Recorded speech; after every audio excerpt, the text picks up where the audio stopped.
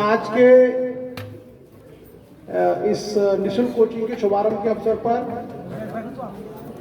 हमारे बीच उपस्थित इस विद्यालय के प्रबंधक, इस विद्यालय के प्रधानाचार्य, सभी शिक्षक शिक्षिकाएं, हमारे बीच इस क्षेत्र से आए सभी हमारे ग्राम प्रधान, समाजसेवी, जनप्रतिनिधि, लक्ष्य परिवार के सभी सम्मानित सदस्य और प्यारे बच्चों, मुझे बताया गया था कि 2 बजे आप लोगों की छुट्टी होती है ना? तो कई लोगों के मन में यह सवाल होगा कि घर चले जाए, टाइम हो गया। लेकिन अभी जो 10-15 मिनट आप लोग यहाँ एक्स्ट्रा बैठोगे, ये आपको पूरे जीवन काम आएगा।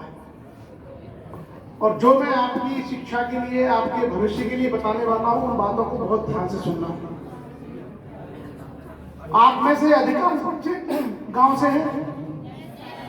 गांव में आपकी मम्मी पापा खेती बाड़ी करते हैं, गाय भैंस पालते हैं ना?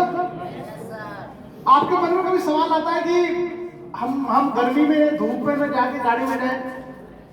आता है कभी कभी? कभी कभी ये आता होगा कि हमारे पास बढ़िया फोन हो, कभी ये लगता होगा कि अच्छी टीवी हो देखने के लिए, अच्छा घर हो, लगता है। ये जितनी सारी चीजें हम दुनिया में देखते हैं, इसको हासिल करने का या इनको प्राप्त करने का सबसे आसान तरीका है हमारे पास पढ़ लिख कर कुछ बन जाना। अगर आप पढ़ लिख के, जैसे मैं जैसे कमिश्नर हूं, अगर आप बन जाओगे इंजीनियर, डॉक्टर, कमिश्नर, तो आपके पास गाड़ियां होंगी, बड़े बंगले होंगे, बड़े फोन होंगे, सब कुछ होगा आपके पास। और अगर आप पढ़ाई नहीं करोगे तो क्या होगा आपके पास? जो खेती हमारे पिताजी करते हैं वो हमको करनी पड़ेगी, जो घर में रोटी बनाने का काम हमारी मम्मी करती है वो हमको करना पड़ेगा, गोबर भी डालना पड़ेगा, गाय भैंस को चारा करना पड़ेगा, होगा। तो सबसे पहली चीज, आप आज से ये गांठ बांध लो कि अगर आपको अपना जीवन बदलना है, अगर जीवन में कुछ बनना है, तो आपके लिए सबसे महत्वपूर्ण चीज है शिक्षा, पढ़ाई। और आप जानते हो सबसे आसान काम है पढ़ना। अगर मैं आपसे कहूं, जैसे अभी फरवरी का महीना है, अभी इतनी धूप नहीं है, 2 महीने बाद बहुत तेज धूप होगी, अप्रैल में, मई में। और अगर मैं उस समय आपसे कहूं, अभी जैसे 2 बजे है कि जाओ बेटा 2 बजे खेत में काम करो, आप कर पाओगे? लेकिन मैं अगर आपसे कहूं कि 2 बजे कमरे में बैठ के पंखा चला के पढ़ो, पढ़ लोगे? तो कौन सा काम आसान है? पढ़ाई। सबसे आसान काम है पढ़ाई। उसके लिए हमें सुविधाएं मिलती हैं, हमारे माता पिता, हमारे गुरुजी, हमारे टीचर, हमारे विद्यालय के लोग सब हमारी मदद करते हैं। और हमारे पास पढ़ लिख करके कुछ बनने का एक समय है।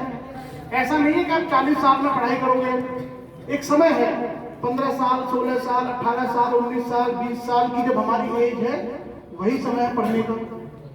उसके बाद तो हमें फिर बाकी के काम करने पड़ेंगे।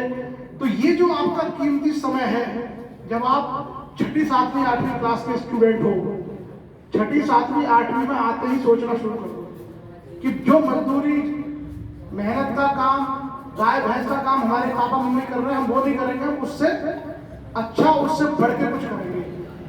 और आपने देखा होगा कि आपके जो पिताजी हैं, आपके ताऊ, आपके चाचा जी, वो खेतों में 8, 10, 12 घंटे काम करते हैं।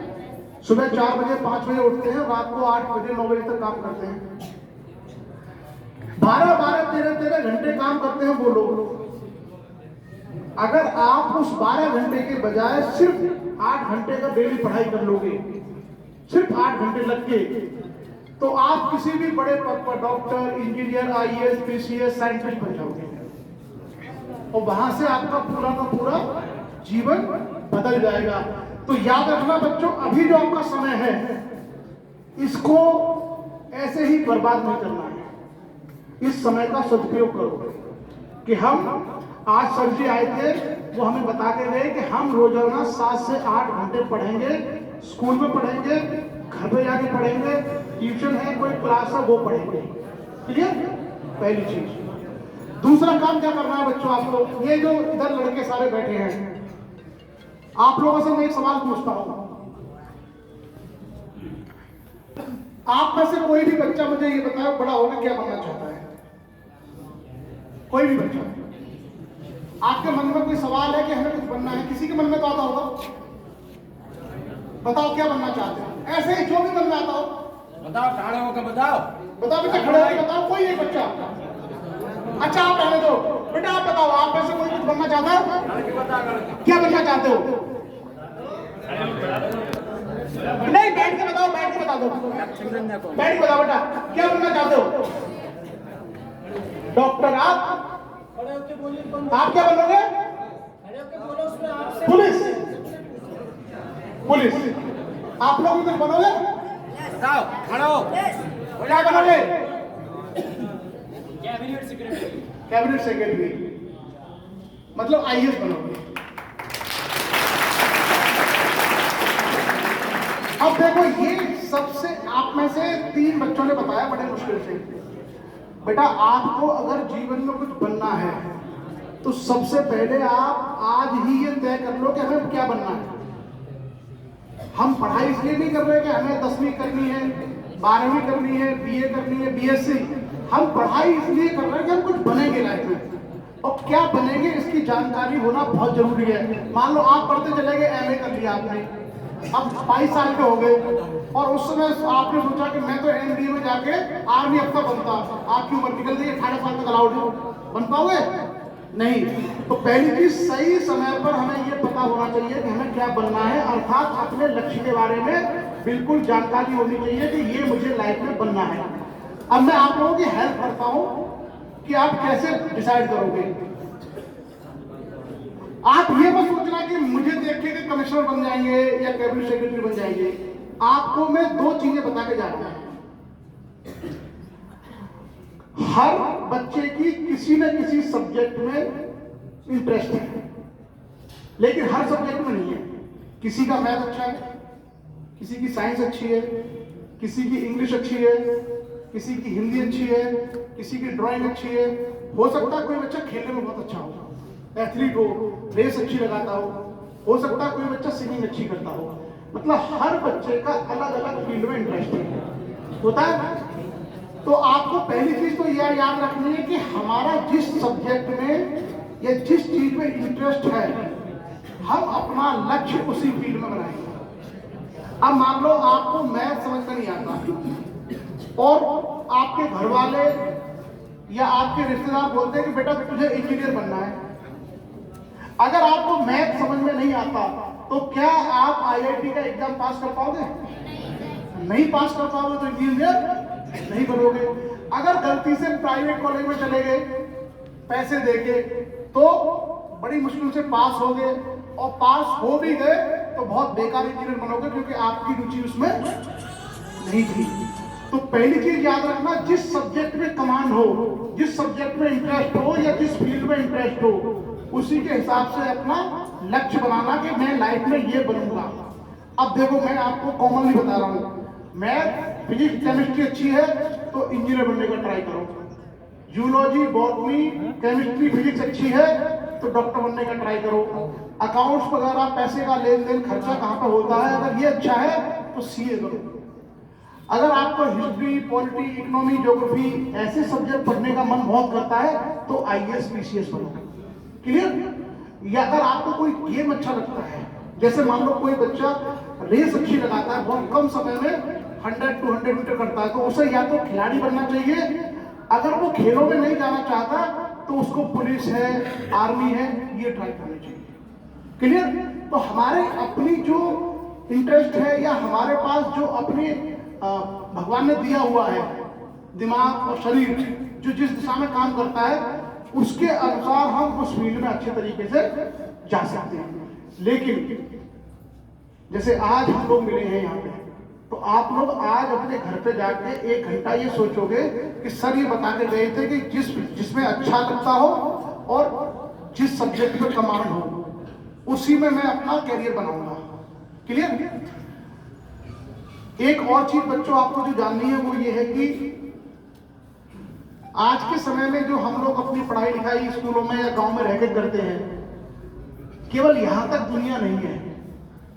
हमें यहां से बाहर दिल्ली जाना पड़ सकता है, किसी दूसरे राज्य में नौकरी करने जाना पड़ सकता है, किसी प्राइवेट कंपनी में जाना पड़ सकता है।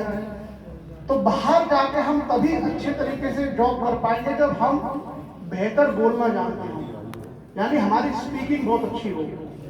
और आज के समय में आपने देखा होगा अधिकांश काम कौन सी लैंग्वेज में होते हैं?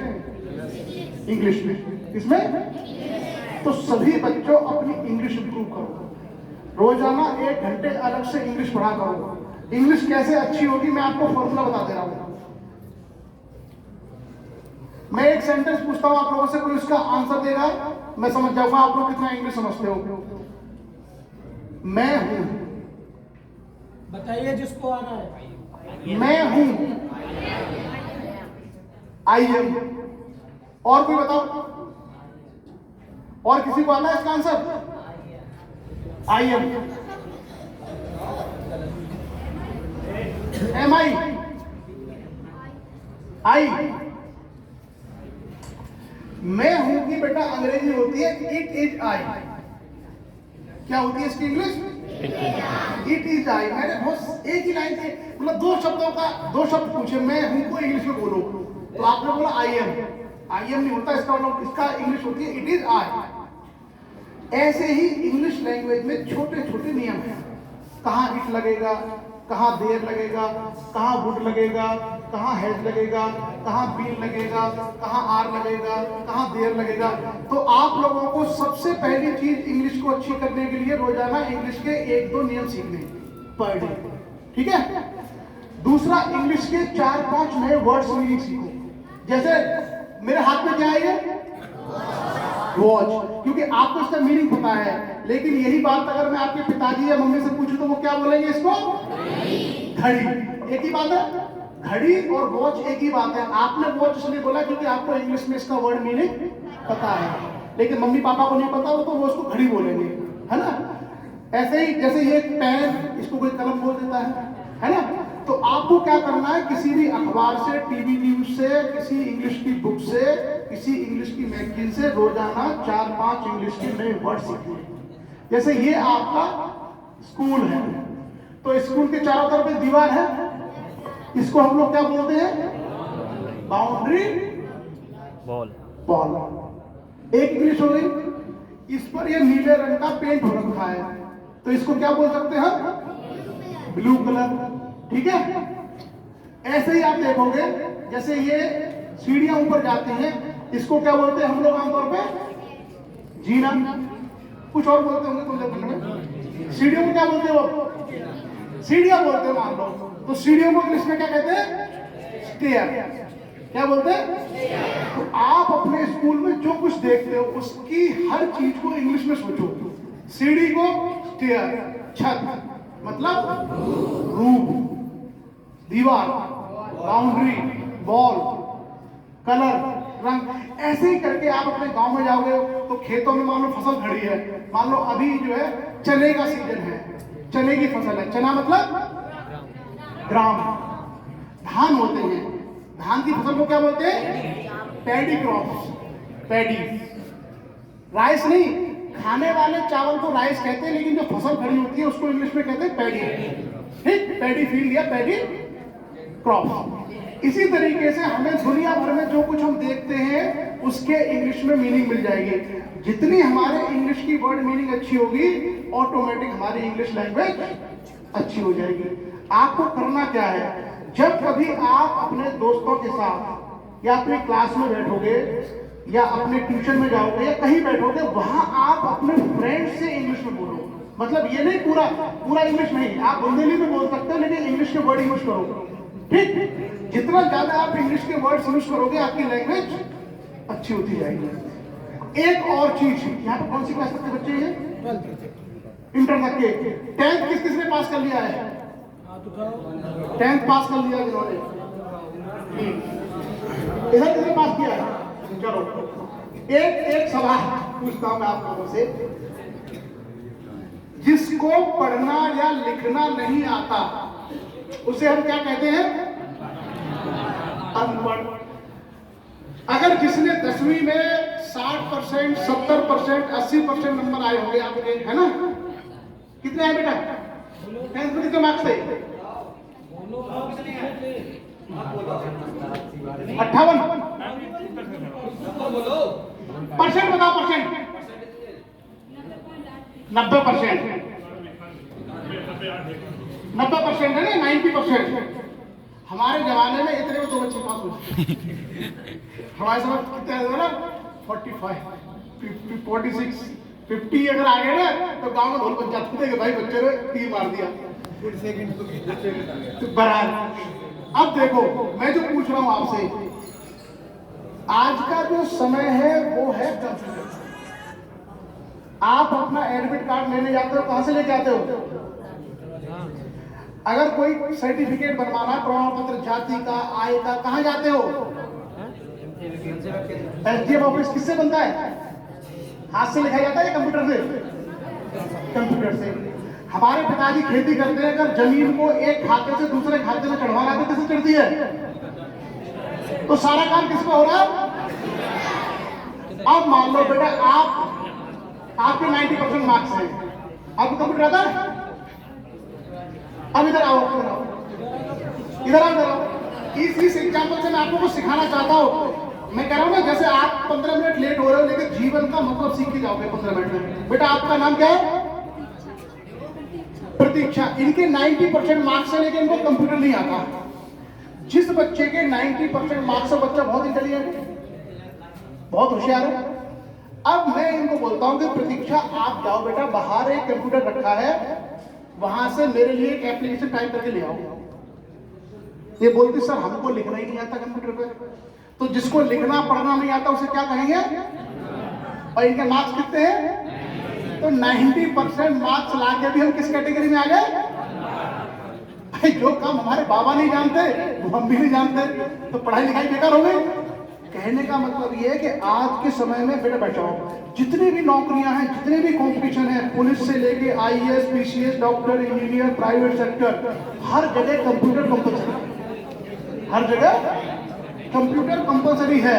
तो आप लोगों के लिए बच्चों मेरा एक सजेशन है कि सभी बच्चे कम से कम 1 साल का कंप्यूटर सीखो, नहीं तो बेटा आपको ये दुनिया अनपढ़ करेगी और फिर हमारे हाई स्कूल इंटर के 90% की कोई वैल्यू नहीं है। तो जैसे आपके यहाँ कोई लोग, जैसे कस्बा पूछ, यहाँ पे कंप्यूटर सेंटर होंगे, आप लोग अपनी क्लास करने के बाद अलग से 1 घंटा कंप्यूटर का कोर्स किया करो, ठीक है? जितना आप कंप्यूटर इंग्लिश में बेटर होंगे, उतना आपके लिए आगे की पढ़ाई लिखाई आसान होगी और जीवन में कुछ करना चाहते हो वो करना इजी हो जाएगा। क्लियर? बाकी अंत में मैं एक और सजेशन आपको देने जाता हूं जो आपके काम आएगा लाइफ में। आप लोग पढ़ाई करते हो, बुक्स पढ़ते हो, क्वेश्चन याद करते हो, ठीक है? याद की हुई चीजें हम अक्सर भूल जाते हैं। जैसे अगर मैं आपसे पूछूं कि तीसरी क्लास में हिंदी के चैप्टर 5 में क्या था, तो आपको याद नहीं होगा। हम लोग आमतौर पर भूल जाते हैं क्योंकि इंसान का दिमाग ऐसा ही बना हुआ है। लेकिन वो चीजें अगर हम एग्जाम में, जब हम कोई परीक्षा दे रहे हैं, उस समय भूल गए तो फिर हम फेल हो जाएंगे, हमारा कैरियर बर्बाद हो जाएगा। मान लो आईएएस का पेपर देने गए और एग्जाम में भूल गए, तो आईएएस बन पाओगे? नहीं बन पाओगे। तो एक स्टूडेंट को सबसे ज्यादा कोई चीज सीखनी है, वो है अपनी मेमोरी को शार्प करना, यानी अपनी याददाश्त इतनी अच्छी बनाओ कि कभी भी आप प्रश्नों को या अपने टॉपिक को न भूलो। और उसके लिए रामबाण याद तो क्या होता है? रामबाण मतलब एक ऐसा बाण जो सारी बीमारियों का इलाज है। तो रामबाण मैं आपको बताने जा रहा हूं कि जितना आप पढ़ते हो, जितना आप याद करते हो, उतने ही टाइम आप लिखा करो। यानी अगर 3 घंटे कुछ चैप्टर पढ़ते हो, अगर 3 घंटे उसको याद करते हो तो 3 घंटे उसको लिखा करो। पढ़ाई करने का एक फॉर्मूला दे रहा हूं मैं आपको। एक शब्द, सब भूल जाओ जो मैंने अब तक कहा, केवल एक शब्द याद रखना, अमल। मेरी बातों पर क्या करना? अमल। क्या अमल? माने अध्ययन करना। मतलब हम स्टडी करेंगे, बुक्स पढ़ेंगे, टॉपिक्स पढ़ेंगे, चैप्टर पढ़ेंगे। माने मनन करना। इंग्लिश में बोले तो मेमोराइज करना, याद करना। अमल और ला माने लिखना, अध्ययन, मनन, लेखन। इसको आज से ही अपने जीवन में उतार लेना बच्चों, और रोजाना 8 घंटे के टाइम को ऐसे डिवाइड करना, 2 घंटे अध्ययन, 2 घंटे मनन, 2 घंटे लेखन, 2 घंटे खेलना। और जीवन में जो लक्ष्य आप बनाओगे, जिस परीक्षा में आप बैठना चाहोगे, जो आप बनना चाहोगे, आप विश्वास रखना आप वो बन जाओगे।